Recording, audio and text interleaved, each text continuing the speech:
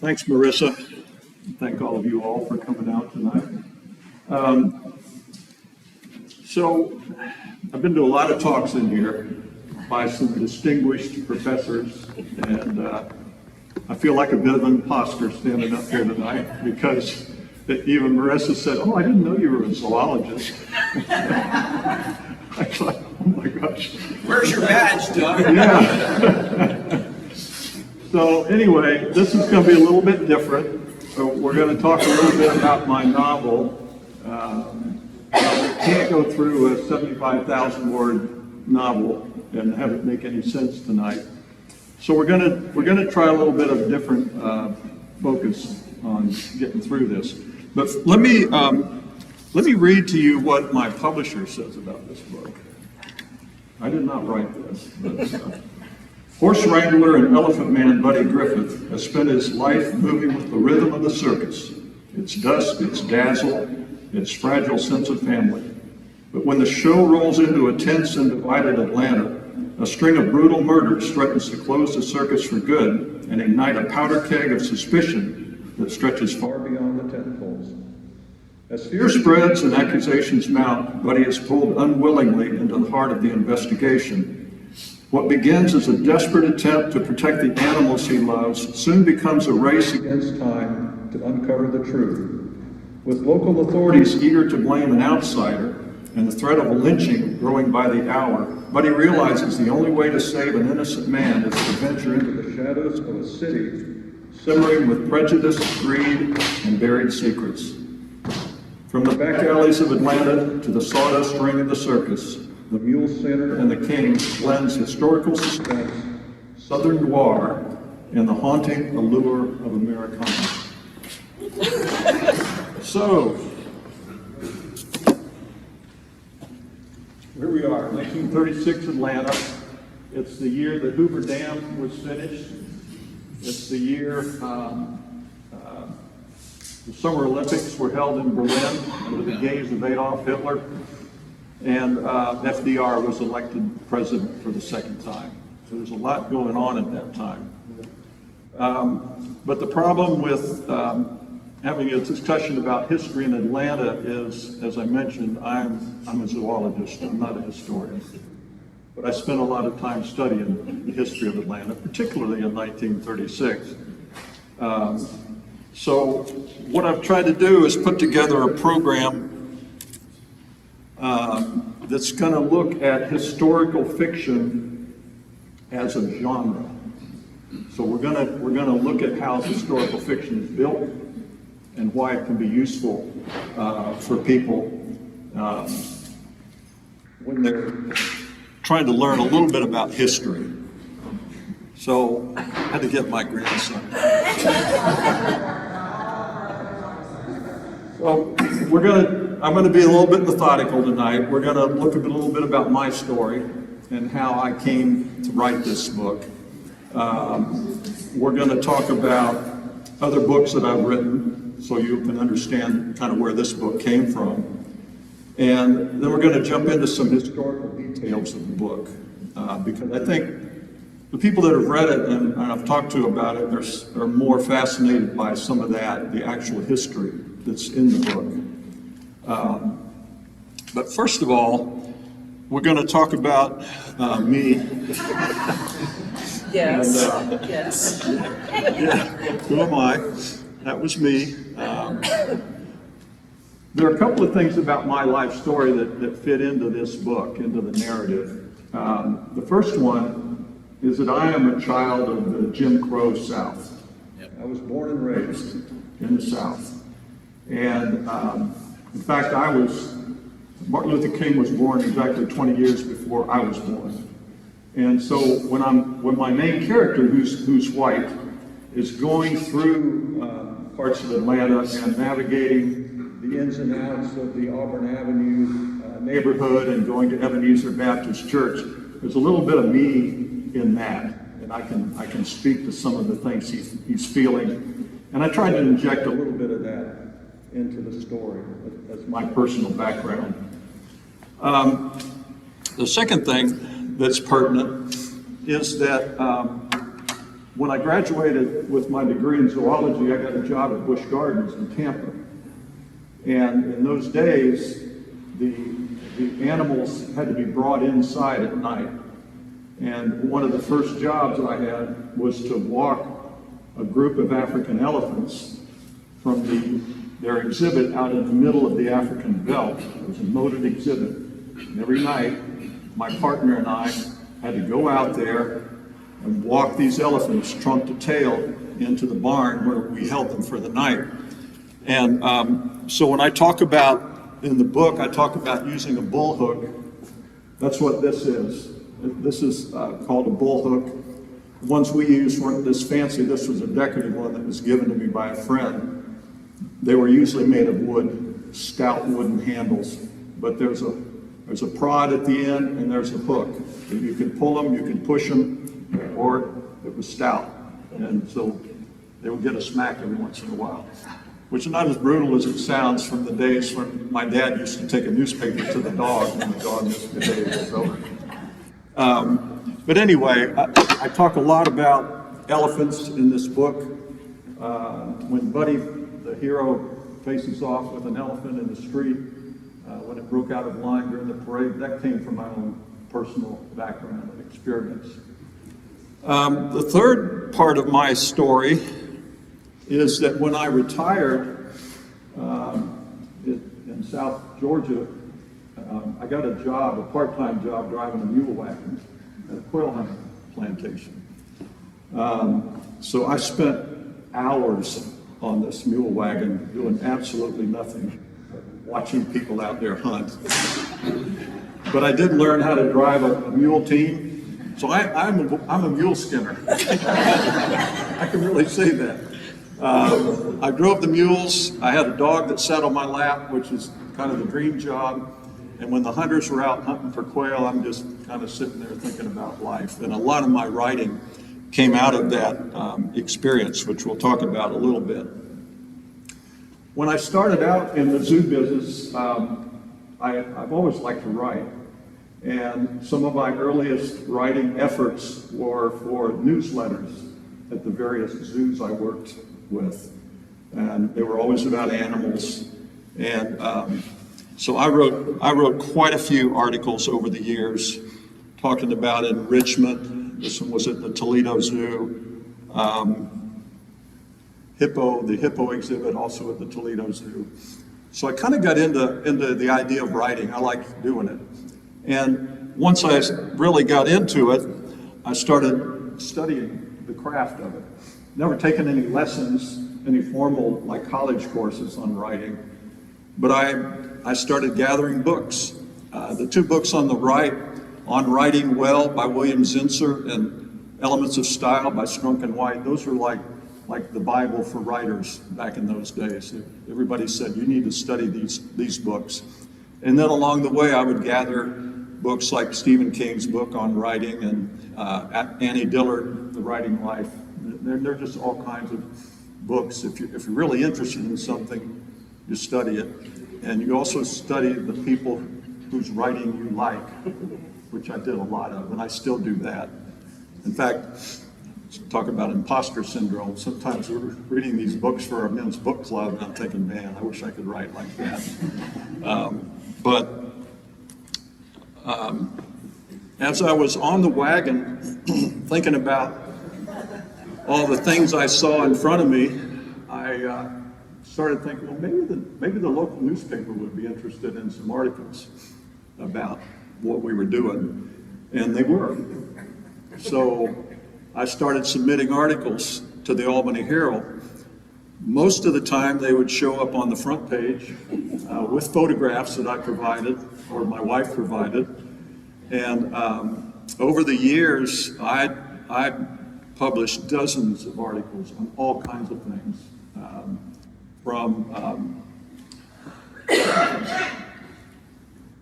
I talked about dogs, I talked about wildlife in my backyard, I did Father's Day tribute, Mother's Day tributes, pretty much anything I wanted to write, they would go ahead and publish it. So I did a lot of that over the years. And then I got several books out of that. Roaming, Rambling, and Reminiscing is a compilation of those articles that I published a couple of years ago. The View from a Wagon is like a little thin book. That was the first book I published on my wagon riding days. And then the one in the middle, Lessons from the Zoo, is the closest I'll ever get to a memoir.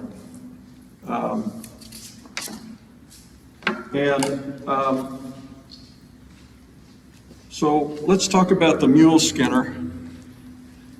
Where did this come from? I published my first novel in about 2012. It was The Menagerie, a zoo story. And I had the idea that we were going through the history of the Toledo Zoo. We commissioned somebody to write the history book. And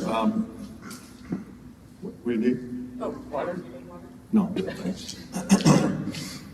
So I had the bright idea I was going to do a fictional history of a fictional zoo.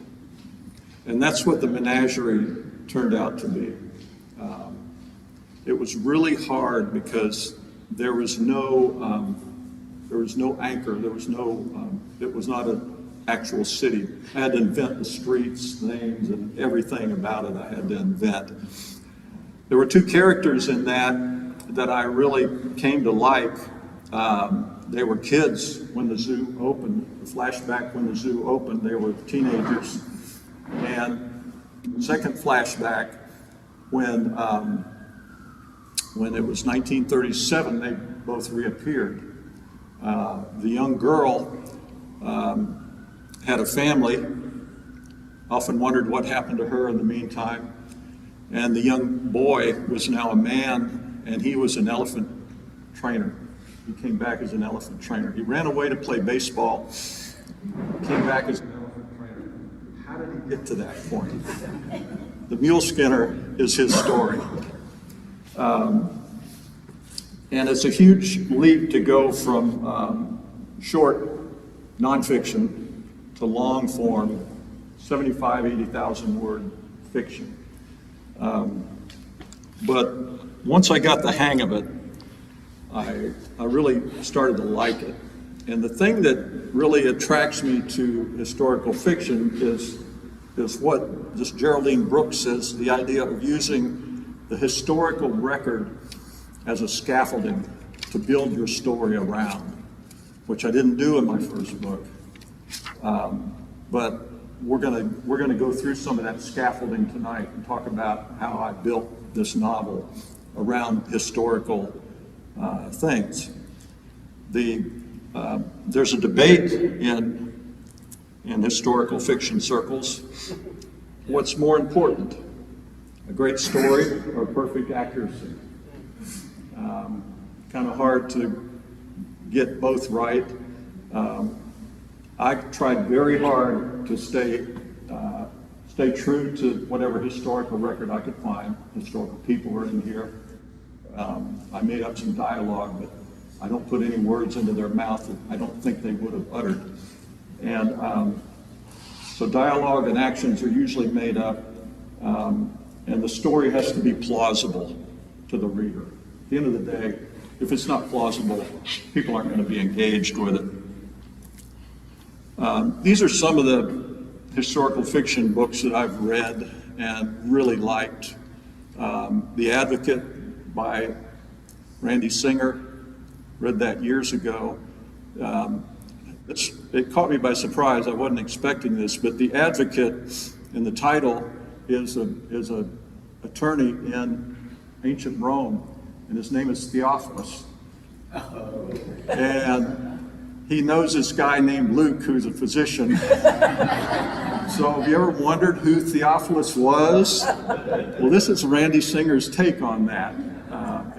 But it was interesting, the research he did on the crucifixion and how people lived in those days. It just takes you into the time period of when this was written. C.J. Sansom writes a whole series of books that are set during the time of Henry VIII. And the main character is like Henry VIII's fixer. He sends this guy out to some monastery somewhere, and there's been a murder, and he has to solve the murder for Henry VIII. The Gods of Gotham is about the first detectives in the New York City Police Department. The guy's boss is Theodore Roosevelt, who was a police commissioner at the time. And then the Berlin Noir books, Philip Kerr, he wrote a whole bunch of books before he passed away that were set in Berlin during the rise of the Nazi party. And this poor guy was a police officer trying to solve murders, and he was dancing around the Nazis who maybe didn't want them solved, you know. And similarly, The Dark Edge of Night by Mark Pryor is set in Paris in 1940, when the Nazis just came to town, and this Parisian police officer is trying to solve a murder. And one of the things that caught my eye in this is that the main character went to a meeting in a bar, and he was meeting a woman named Virginia Hall. I don't know if anybody's ever heard that name. Books have been written about Virginia Hall. And I wasn't quite sure, so I had to look her up. She was a real person. She was a spy for the French resistance. With Virginia Hall was a young journalist from the States named Eric Sevareid. I thought, wait a minute, I know that name. CBS Evening News with Walter Cronkite. Eric Sevareid was one of the early correspondents. He was sent over by Everard Murrow in the early days of the Nazi takeover of Paris. So we historical fiction writers like to put these little things in there. And if you know a lot about the community, as we're going to find out tonight with this book, you're going to recognize a lot of things. There may only be one thing you'll pick up, but there's going to be a lot of fact in there.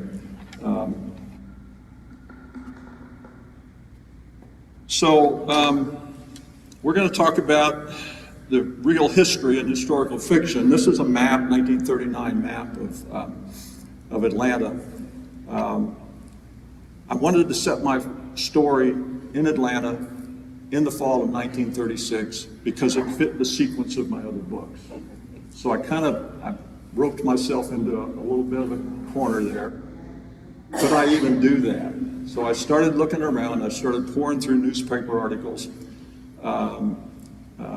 wandered the streets looking at physical settings, and I tried to put my fictional story in this realistic setting in 1936 Atlanta.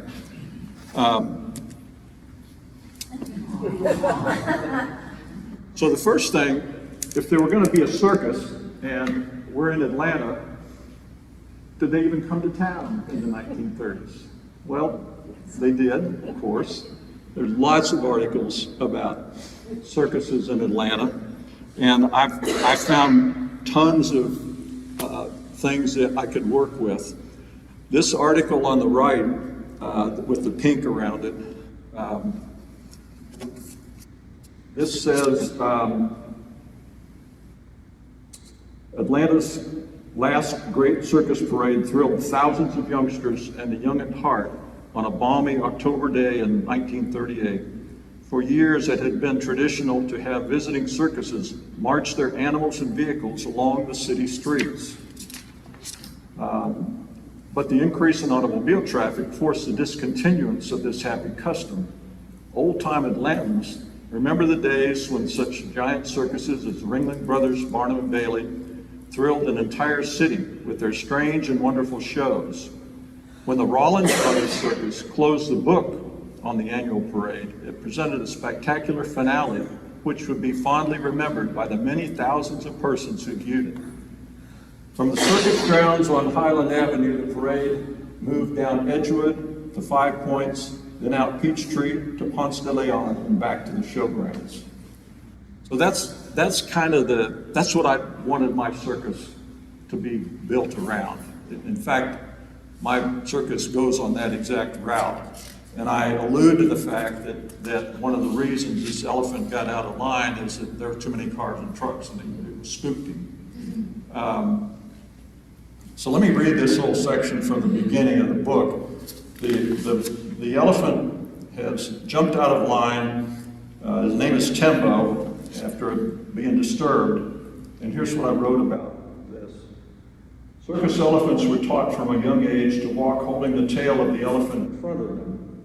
Reliable old females typically led the procession, and two handlers walked at their left side. For the Santorini brothers, head handler Max Winston led the procession while Buddy Griffith, his assistant, had been trying to manage Tembo with calming words of reassurance, gentle tugs on his ear, and the occasional smack with the blunt end of his bullhook. Each man was armed with a stout, 3-foot-long stick, capped with a metal spike for prodding and a curved hook for pulling. Buddy took a step forward, but the elephant backed up, lowered his head again. Max caught Buddy's arm and said, "Take it easy, he's scared. Don't tell him what he might do." As he faced Tembo, Buddy heard Max behind him commanding the other elephants to come in line. He couldn't help but glance to the people on the sidewalk, his eye drawn to the lady in the red coat, whose hat lay flattened in the road. This was Tembo's first time in Atlanta, and he had been agitated for most of the route, trumpeting, prancing, and threatening to break out of line. Atlanta's parade was one of the most difficult on the circuit. Not only was it one of the longest, but it had the greatest volume of motorized cars, trucks, and cycles of any parade route they covered. And Atlanta's police department seemed to have little control over the chaos. A hush settled over the crowded, windswept street as Buddy and Tembo faced each other 10 paces apart, like a couple of gunslingers. So that's how I kind of launched us into this story.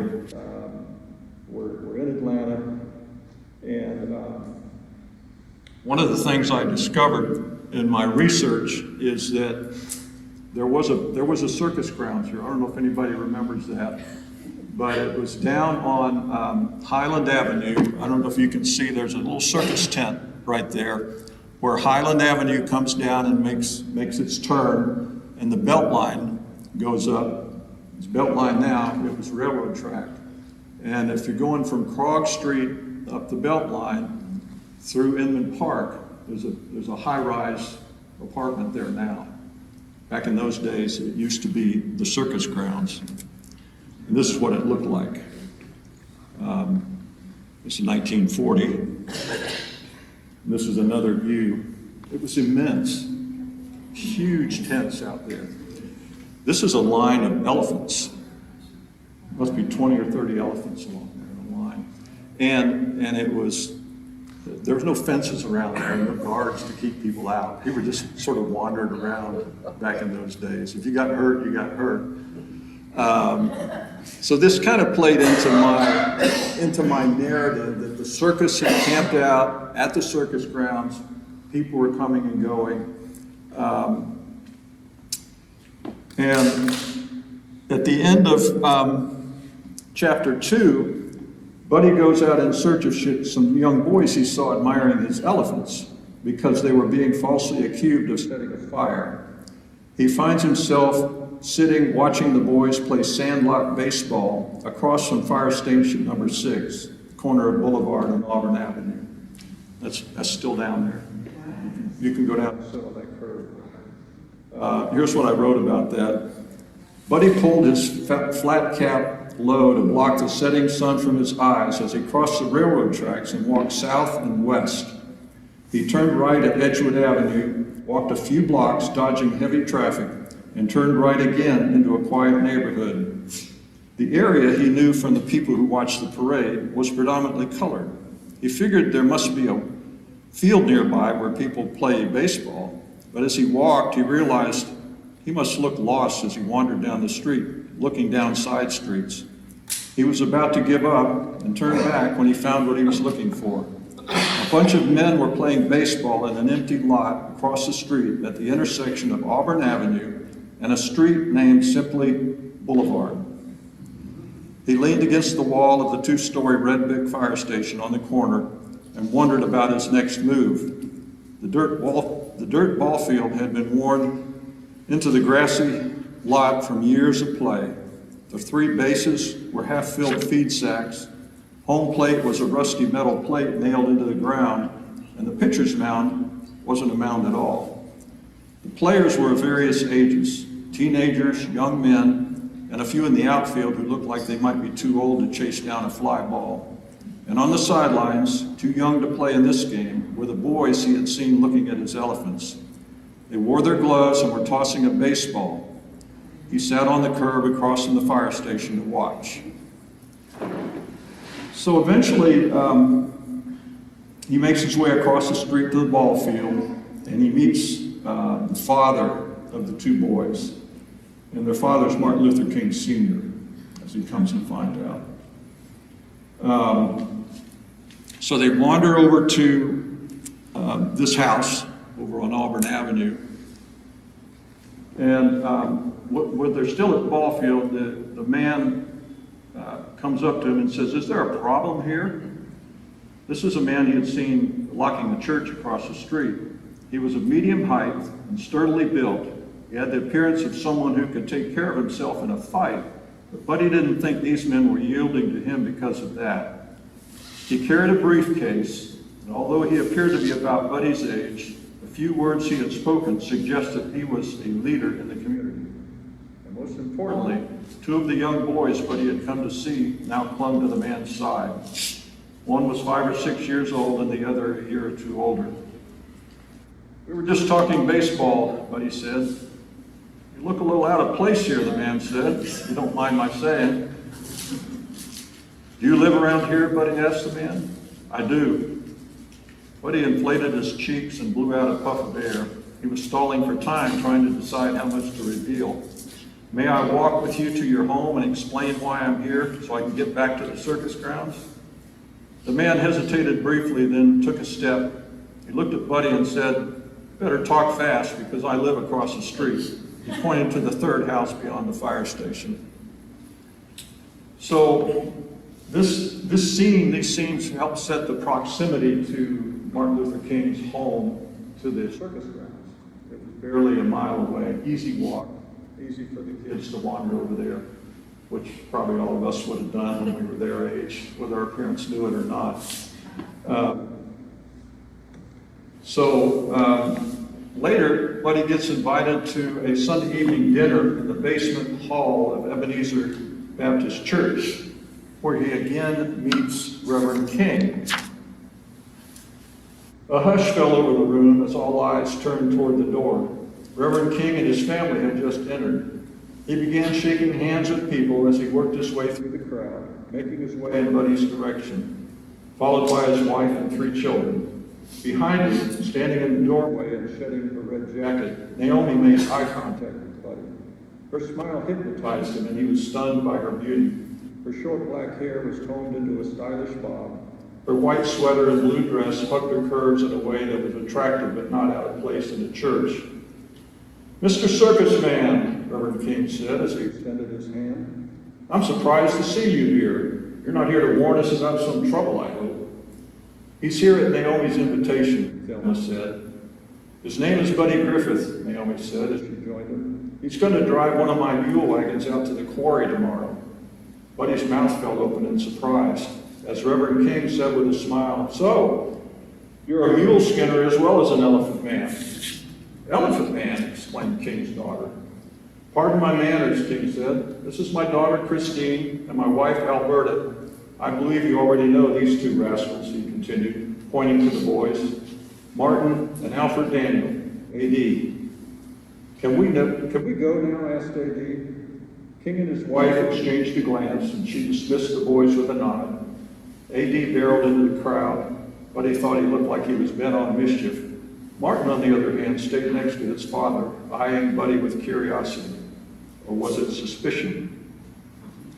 I was kind of apprehensive about including the Martin Luther King family in this in kind of such an intimate manner, but I'll tell you why I did that in a minute, because I'm pretty confident that I was on the right track here. So as mentioned in the reading, Buddy did drive a mule wagon out to the plantation at Bellwood Quarry, and This was an infamous prison farm back in those days. And they used convict labor. And so I wanted him to go out there and see this for himself. And I thought driving a mule wagon might be a good vehicle for him to be able to do that. They entered the quarry through a narrow cut on a slight downhill grade. It was just wide enough to accommodate vehicles entering and exiting. A man with a clipboard checked the truck ahead of him while a similar man sat on a boulder across the road awaiting the first vehicle to exit with its load. Buddy counted 4 men with shotguns, 1 with each of the clipboard men and 1 on each side of the bluff above the road. "Name?" the man with the clipboard said when Buddy finally got to the gate. "Dixon's livery." The man sized up Buddy's wagon, thought a moment, and wrote something.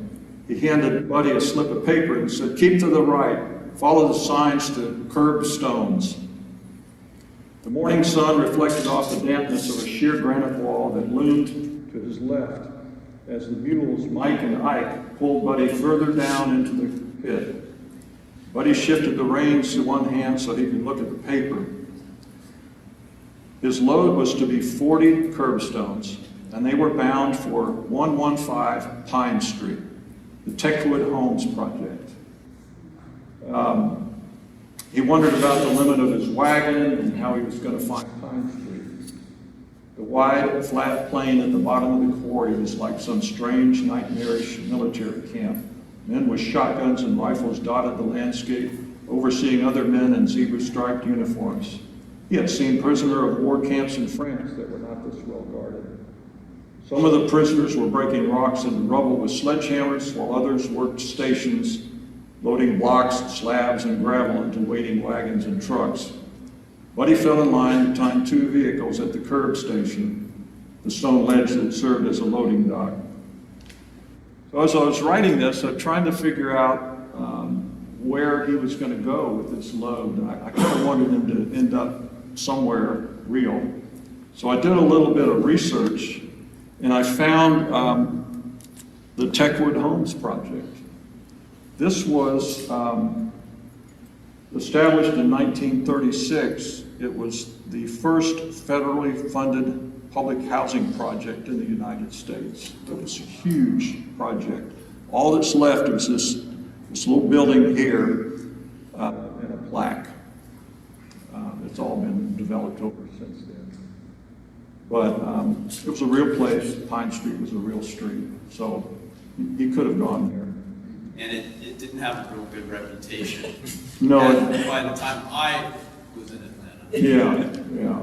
It was the projects. Yeah. So when the circus owners decide to sell the troublesome elephant, Timbo, he charges Buddy and his pal Max to find a home for the animals. And they start asking around, and they find probably the only person in town that might have known something about getting rid of the elephant was Buddy Candler. And I already knew about Buddy Candler, partly because I read this book and partly because I did research on the history of Zoo Atlanta.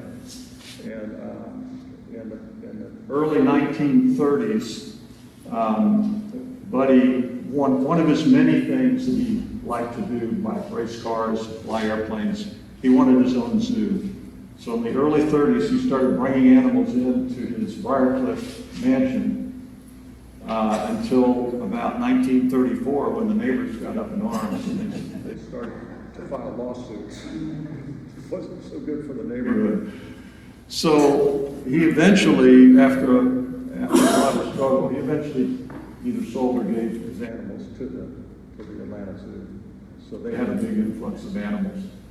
Just before our guys started trying to find a home for the elephant.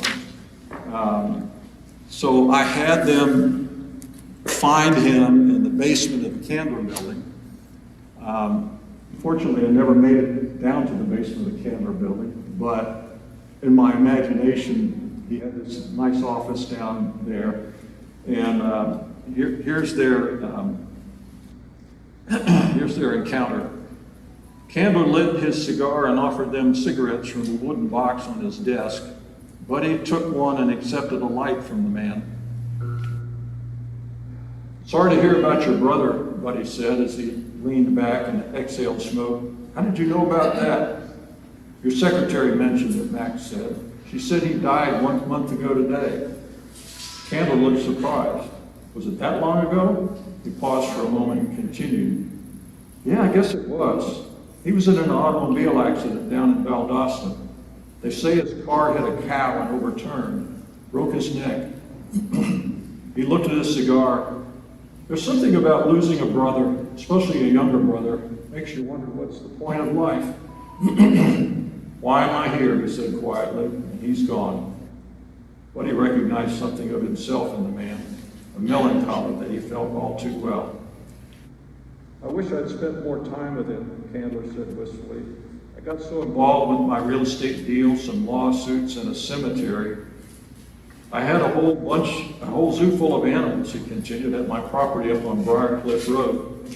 Most of them came from circuses like yours that were going out of business and zoos that could no longer care for their animals. I felt good about what I was doing, rescuing these animals and letting the children of Atlanta enjoy them." He puffed on his cigar and blew a thick cloud of smoke at the ceiling. "But one of my neighbors took exception," he continued with a note of bitterness. "Riled up the neighborhood, and the next thing I know, they're suing me." "Why didn't you just fight them in court?" Buddy asked. Candler pulled on his cigar and looked at something on the wall behind Max and Buddy. Buddy worried that he had said something wrong. "Sometimes I wonder that myself," Candler said. So the whole thing about his brother dying, I wrote that in because I knew it was true. And Karen and I were at one of the History Center tours at St. Mark's United Methodist Church, and we were going around looking at stained glass, and this is his younger brother, William Candler, died October 2nd, 1936. So every once in a while you see something like that, you think, oh, wait a minute, I kind of knew about that.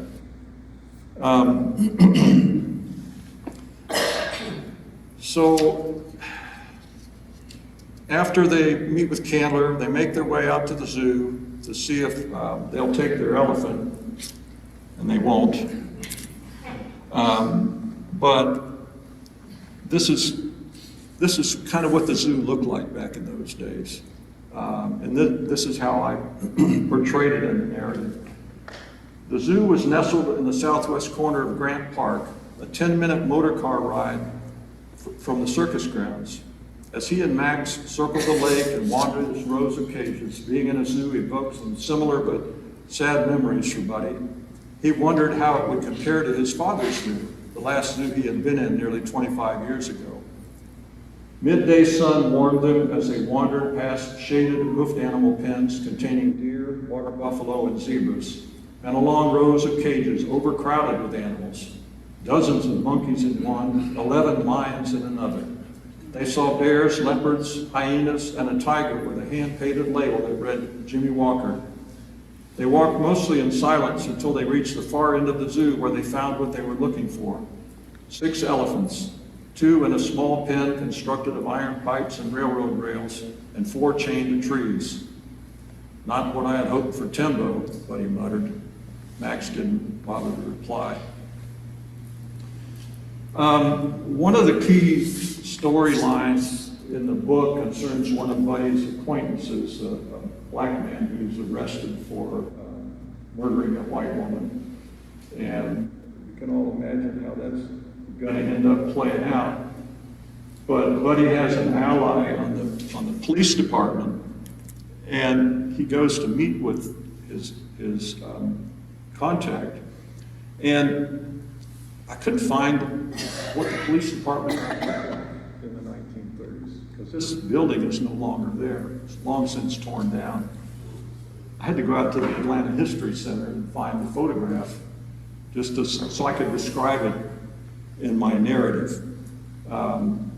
So he met with the policeman out in front of this police department. "Look," Detective Stockton began as he blew out smoke and glanced nervously around. "The department has its sights set on your guy, and there's not much I can do about it. I thought you were supposed to be cleaning things up. I am, but there's only so much I can do. The whole department is run by the Klan, up and down the ranks. New recruits are initiated as part of their becoming policemen. Sergeant Rocker is one of their leaders, but he's just the tip of the iceberg. So what do you suggest, Buddy asked finally. Your man needs to keep his head down until I can figure something out. How long will that take? I wish I knew. Stockton dropped his cigarette, squashed it under his shoe like he was killing a bug. They have their own hierarchy. It's like a military organization that has spread through our society down here. That's why I was brought in from Boston. We have our own criminal enterprises up there, but it's nothing like the Klan. Buddy watched the policeman walk away with a mixture of anxiety and dread. He worked with some of the largest, most dangerous animals on earth, but he'd rather take his chances with a bull elephant that worked inside the Atlanta Police Department. So I was a little uncomfortable portraying the APD like this, but I was pretty sure I was on solid ground from some of the newspaper reports I read. And then I came across this article. This is the Washington Post, and why they published this in 2020, I'm not sure. But the caption for that photograph on the right says, Imperial Wizard Sam Roker, second from the left, is helped into his robe at a Klan rally in August 1950. Roper was also an Atlanta police officer implicated in the lynching of Thomas Finch in 1936.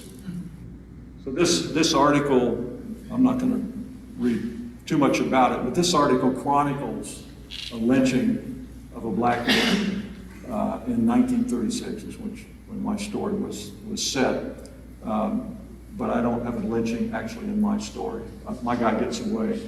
But I also learned that I always thought a lynching was synonymous with a hanging, but it's not. A lynching is mob violence. So the lynching that took place in this article, the man was beaten to death and shot.